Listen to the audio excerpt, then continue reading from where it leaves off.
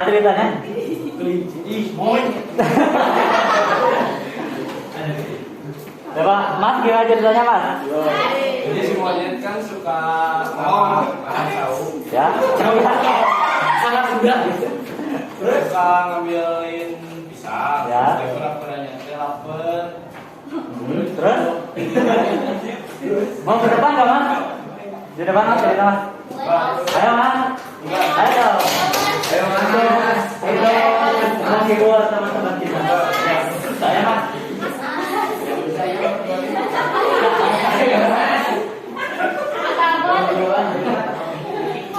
Coba. Mau bercerita apa?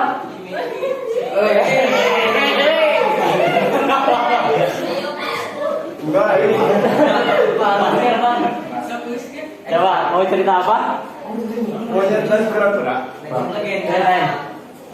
Lupa tuh mas. Biar pertanyaan aja. Apa? Biar pertanyaan aja.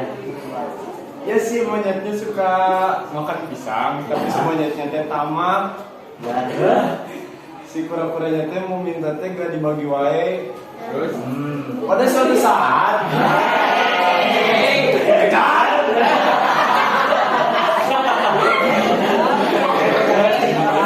Suatu saat si monyetnya teh lahap pisan makan pisang teh. Terus si monyetnya teh kesel. Terus di hutan itu teh kan cuma ada si monyet dan kura-kura itu. Nah, ayah nama si monyetnya minta turun ke si kura-kura. Nah, jadi terus sudah.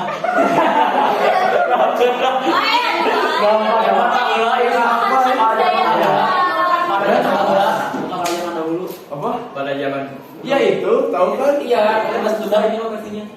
Nggak tahu, ayo udah. Udah, ayo cerita akhirnya gimana? Ya pada akhirnya mah kita teh harus saling menolong lah.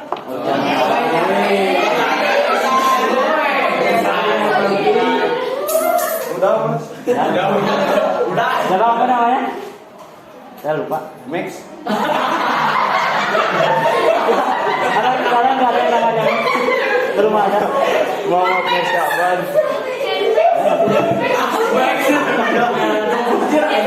Coba ya abad, 24 gitu udah sama. Max abad, Ada berapa? Ini mau 24. Syaban. Max.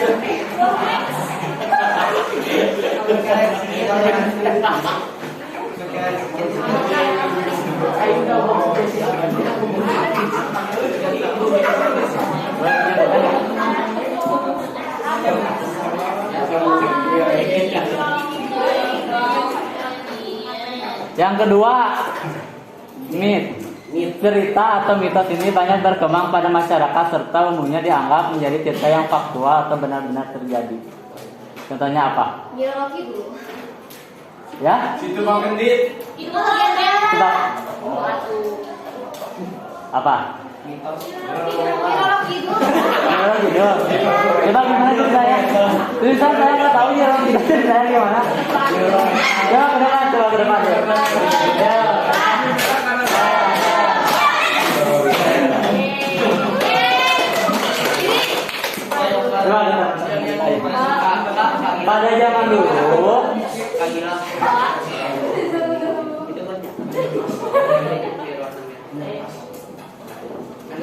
Jadi dulu tuh kalau nggak salah dari apa? pada zaman dahulu di kerajaan Pajajaran ada seorang putri cantik yang bernama Sarita. Karena kecantikannya jadi banyak orang yang iri sama dia dan kalau nggak salah ada yang racuni dia. Dia itu karena penyakitnya itu jadi berubah lalu diusir ke pedalaman hutan.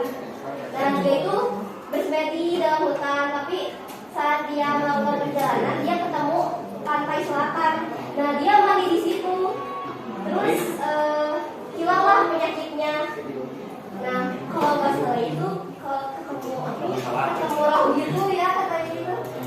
Ya terus diangkat deh jadi ratu pantai pantai selatan terus dibawa ke tengah laut. Terus katanya ada kerajaannya gitu. Kalau yang Iya, punya yang kekuatan. yang mitosnya nggak boleh pakai baju hijau itu benar nggak? Benar. Ada alasan ilmiah. Oh gitu? Ya. Kan katanya itu di pantai itu kan ya, di pantai itu kan ininya air lautnya hijau-hijau gitu kan, Ya. hijau-hijau di tengahnya. Nah, kalau misalnya orang yang pakai baju itu tenggelam atau keseret laut, nah itu susah dicarinya katanya. Jadi kalau ya karena kan kayak kamuflase gitu ya, nyatu warnanya sama air laut jadi susah. Oh, jadi bukan diambil sama Nyi Roro Kidul. Tapi mitosnya Iya. Nyi Iya, itu karena cerita rakyat itu.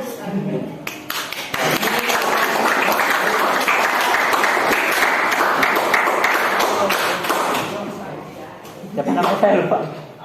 Alia ya? Alia. Good. Saya baru tahu ceritanya kayak gitu. Ya. Selanjutnya legenda. Situ Pak Gendit, Adi Borobudur. Ya.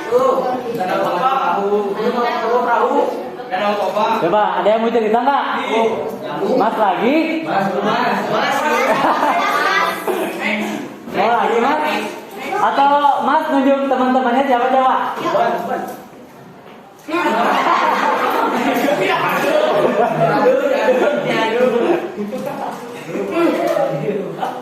Siapa mas? Coba. Ayo. Coba Aska maju ke depan Aska. Berapa? Boleh. Pada hari ada seorang pemuda yang bernama Toba.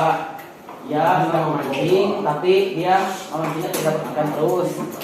Dia kesal dan pulang ke rumah. Tetapi pada saat di jalan dia menemukan ikan emas yang tergeletak. Lalu ia mengambilnya dan membawa pulang.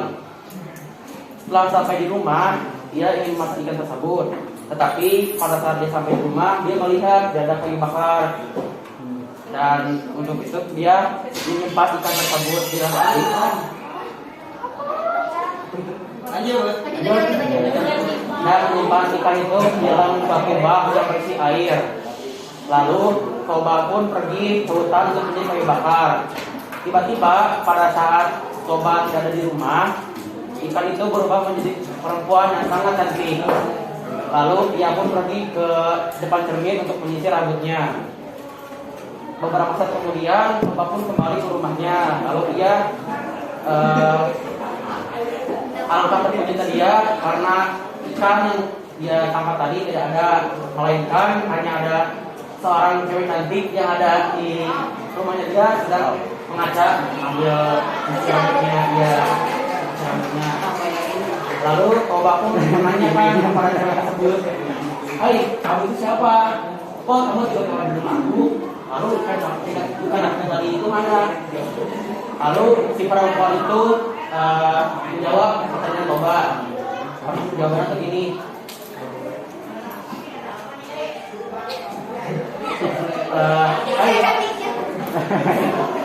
"Wahai manusia, inilah aku, ikan yang kau tangkap tadi ikan yang kau tolong tadi pada saat itu tergeletak di tanah. Aku akan melakukan apa saja yang untuk memenuhi permintaanmu, karena untuk sebagai balas budiku." Akhirnya karena Toba jomblo, dia single, ia cintalah si Toba tuh ke perempuan tadi. Dan karena si ceweknya pengen balas budi, jadi si Toba pun minta ingin dinikahi dengan cewek tersebut. Beberapa tahun kemudian, cewek itu mempunyai anak yang bernama Samosir. Nah, si Samosir ini tuh pas udah gede, gitu ya, pas dia cuma akal banget. Dia tuh pergi main tanpa izin ke orang tuanya. Terus dia itu suka mengantarkan makanan ayahnya untuk kerja, tapi malah dimakan. Nah, pada saat dia mengantarkan makanannya ke ayahnya, tapi dia malah memakannya di jalan karena dia sedang lapar. Dan pada saat dia datang ke ayahnya, si Toba pun marah dan dia teringat kata-kata istrinya. Kata si perempuannya itu, Toba, kamu boleh menikah denganku asalkan dengan satu syarat.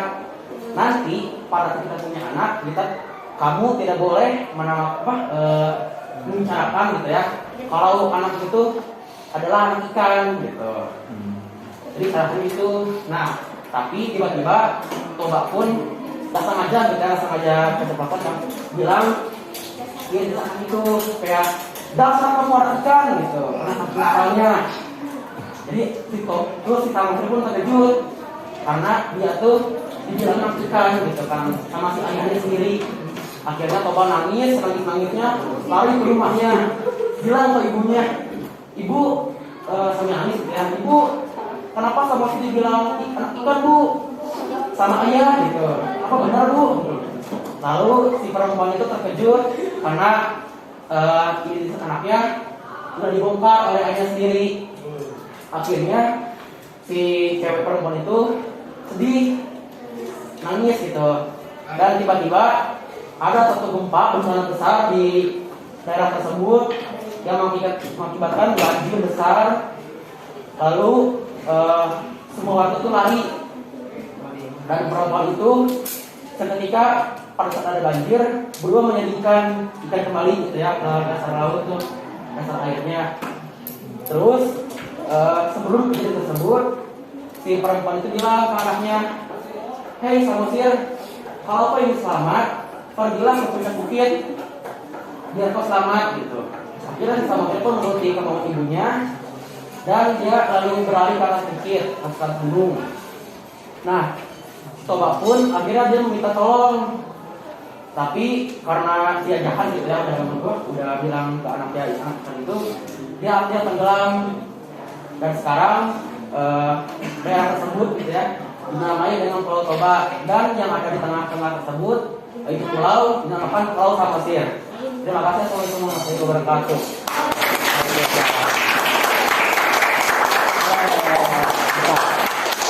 Mantap banget. Iya, bagus. Sudah. Udah, enak.